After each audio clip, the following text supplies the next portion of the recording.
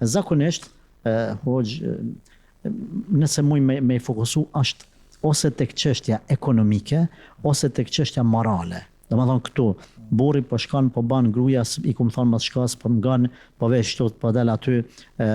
Domethënë nuk përmban te rregullat fetare që jo ndalën këta të gjëra. Po, domethënë ose te ana ekonomike, s'po ma vlen, po ma vlen, ka shku gruaja në punë, s'po ma e rrogën, a ka drejt, s'ka drejt, edhe një mrena qësaj, pastaj te të dy grupet çështja e prindërve, domethënë e vjerrive, është diskutabile, domethënë të dy palët ku është bën për fat keq këto thamë pikë si alarmante që mos po m'pëlqen domethënë ka ajo që në rregull, na fetarisht nuk ka obligim, pa thonë nusja domethënë si esencialisht në këtë çështje, por nuk duhet me gjujt vjerën, bashkështu apo më thonë është dikush edhe ajo. Por edhe ana tjetër. Është rregulli i përgjithshëm fetar me ndihmu atë që ka nevojë. Po. E nëse ti e ke afër pranë te, domethënë e ke pjesë të familjes së burrit. Edhe e ke pranuar më marrë që ka babën edhe nanën.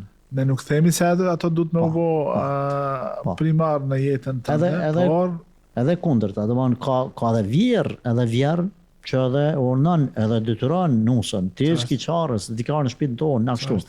Pastaj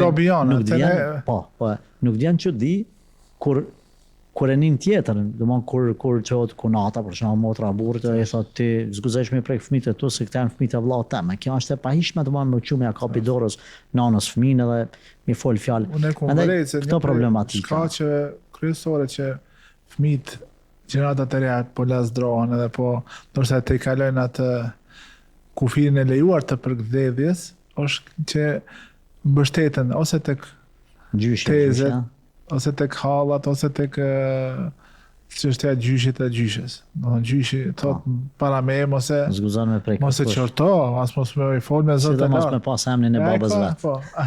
Ai ka aty strehimin ku e gjen atë mbrojtjen fuqin, mu lazdru. Po.